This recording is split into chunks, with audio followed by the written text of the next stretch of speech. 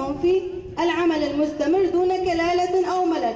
وفي شمال شرق سوريا نستقبل الأول من أيار ضمن أجواء جائحة كورونا التي تسبب مزيدا من الفقر وسوء الأوضاع المعيشية لجميع الكادحين، وفي الوقت الذي تمر به المنطقة شمال شرق سوريا بالنزعات والحروب من قبل الدولة التركية لأراضي سوريا والضغط على قائد الإنسانية ريبر آبو.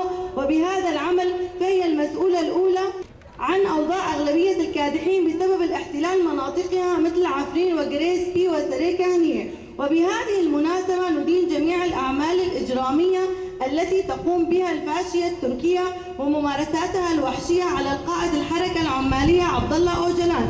ومن هنا نرى أن حجز حرية القائد هي حجز حرية الطبقة الكادحة في جميع أنحاء العالم. فلنجعل الأول من أيار محطة كفاحية نضالية ضد هيمنة الحداثة الرأسمالية والمال العالمي المتوحش، واستمرار النضال ضد الظلم والاضطهاد والاستغلال الإنسان والدفاع عن حقوق الطبقة العاملة وسائر الشعوب المضطهدة في العيش بحياة حرة كريمة. في الأول من أيار نؤكد أن الطبقة العاملة في شمال شرق سوريا سوف ترفع وتيرة النضال